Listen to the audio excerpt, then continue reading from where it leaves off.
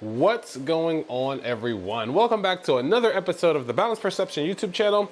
And today we're here to talk about one of my newest items, and specifically that's Dji Ronin, hopefully I said her name right, from Bleach's sword. But specifically we're going to talk about gluing together and finishing props that are very thin as compared to props that are very thick. There's a very different process for, well, not so much very different, but just a few things you have to consider. So let's hop to it.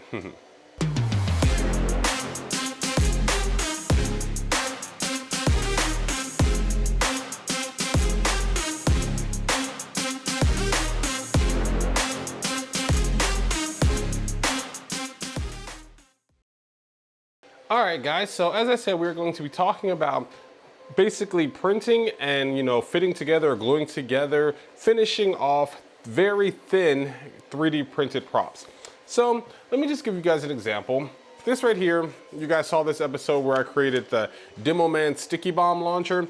This prop was very, very easy to assemble because the surface area was massive for gluing items together. I just used E6000. I didn't have to use any, crazy strong glue because, again, the surface area was huge for this, so it adheres very easily to itself. Putting this aside, we're jumping over to the sword here. This prop is not so large in terms of the blade. This area right here, there's a lot of area for adhesion. This area, not so much. And specifically in the forward-facing blade, there's not a lot of area for adhesion. So, my very first tip, if you're going to, print things like this sword here, or if you're going to print a Shinobu sword from Demon Slayer, her poison sword, very thin again, you need to use dowels. And in this sword here, I have dowels in 1, 2, 3, 4, 5, 6, 7, 8 sections. You could just run a rod all the way through, that would work too. And if you don't do that, again, use dowels. In each of these sections is a dowel about this large.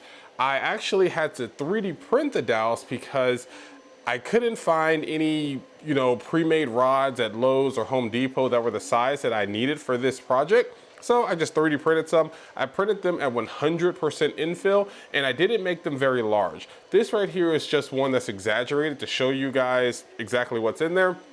But I printed them a lot smaller because it's a lot harder to break them. This one, this isn't printed at 100%, and it would take a decent amount of stress, but if it was only this big as compared to being this big, again, this big, a lot more difficult to break. So that's going to be our first tip. Make sure you put dowels in each section that you're joining together. This blade is not printed as one piece. It's 1, 2, 3, 4 sections for a total of 8 pieces. So in this section, there's a dowel. This section, there's a dowel, dowel, dowel. Hopefully that makes sense to you guys and you can see that. So that's our first tip. So for most of you guys who have been watching the channel, you know that I swear by E6000. I use it basically as my primary glue source. But for this project, I ended up using actually JB Weld. JB Weld is much stronger. I have never had a print break that I use JB Weld on. I have had the actual prop break, as in terms of I put way too much stress on an area and it broke, but the area that I glued together did not break. The actual prop broke because I was just being stupid and whatever. So again, JB Weld, I recommend this highly when you have to glue together sections that don't have a lot of surface area for them to adhere to. Each of these sections, again, has the dowel inside, and then it's glued together by JB Weld. And if you're curious, the way I'm also holding this is because I, again, as always, put my 1 inch, or I can't remember, 1 inch or ½ inch PVC piping here in the handle. That's why we're able to hold the sword with no problems, because we're not actually holding it together by the 3D prop, we're holding it together by the pipe that's literally inside of it. So that's my next tip, using JB Weld instead of E6000 if you are 3D printing and gluing together very thin props. So on top of putting JB Weld on the inside of the actual, piece that's joining them together, I also put it on the outside, and I just, layered it a little bit on the outside, as that would help with adhesion. And I also knew that since I was going to be finishing this prop, that of course I'm going to be using Bondo to cover everything, smooth it down, but I will be putting Bondo inside the cracks here to also offer a decent bit of adhesion. I'm not exactly sure how much it helps, but every bit helps when you have thin props that you plan to bring to cons and are going to be moving around, and it's inevitable that it bumps into something or into someone. You want that every extra bit of help that you can have for your props in order for them to not break, because I highly doubt you're carrying around a 3D printer at a con, and repairing this is not going to be so easy if it does in fact break. So that's going to be my next tip, using Bondo inside of your seams or inside of your cracks to better make sure everything adheres and holds together. Of course, this makes it look better, and it's going to be held even tighter once you paint it, and then once you clear coat it. All that is basically layering the adhesion and helping it stick together. For our next tip, we're gonna have to jump over to the other room. I'm gonna jump over to the computer to show you guys exactly what I'm talking about. And specifically, that is cutting your prop into pieces that are essentially feasible or that make sense and offer the greatest surface area. That maybe doesn't make a lot of sense as I'm just saying it right now. So we're gonna jump over to the computer, and I'm gonna show you guys exactly what I mean. All right, so here we are over in Cura with the file that we went ahead and 3D printed, and this one is the first one, this one here in blue. This model, you probably can't tell from the image, but it's a lot thinner than the model that I actually printed. So my tip is to go ahead and scale this item, or to thicken it, whichever phrasing you want to use, in order to basically allow it to accommodate dowels or any type of piping or anything basically that would make it better for printing, because the way that it looks in the show and the way that it looks, in the manga isn't always necessarily realistic, because again, they're not real items. So you're going to have to do some things to make them actually realistic and, reasonable for a convention for actual printing. So as you can see with this one here on the left, the model is much thinner. It was unable to actually accommodate any type of dowels or any type of rods into it. So if I were going to print this and I was going to, try to get it to stay together, all I'd have is the section itself to glue to another section, and that wouldn't hold. So what I went ahead and did was messed with the scaling of it. I ended up scaling it up, and then I ended up, first we have uniform scaling here, which you just saw me click, and that changes the entire model. But what I actually did was I got rid of uniform scaling after I got it to the size I want, and then I just played around with basically increasing the thickness, as you can see here, so that it could accommodate actual dowels inside of the blade, and then a PVC piping inside of the handle. So that's how I was able to get this prop to adhere to itself and to support its own weight.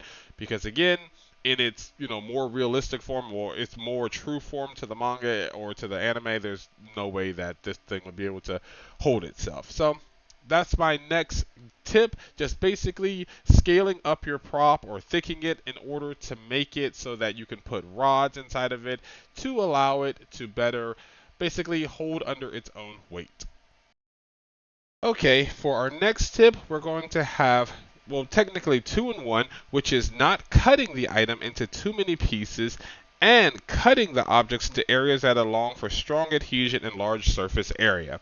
So with this prop here, you can see, if I zoom out a little bit, we can see our rods that I inserted inside of it, and you can't see them up close because obviously they're inside, but when you zoom out a little bit, you can see the rods that are inside of the prop. Then what I went ahead and did, it's not specifically on this file, but I went ahead and cut the model into different sections. So for example, let's just say we want it to go here. We add a plane, scale it up, up. So I would do a cut right here, and then I would say drag my plane down, and then maybe like do another cut here, and then do, whoops, grab it again, another cut down here. And basically that's how I went about separating this model into pieces that I could actually print, because again, I did not print the blade as one entire piece. And then when I came down to this area down here, I did the exact same, made a cut right here, and then we went ahead and rotated the plane over as close to 90 degrees as possible. Let's just go ahead and make it 90. And then we went ahead and did the same thing for the side pieces. And then inside of these side pieces, I went ahead and put dowels also. This right here was very helpful, as it allowed me to split up the model exactly where I wanted and allowed me to basically control the amount of surface area that I'd be using to adhere the model to itself.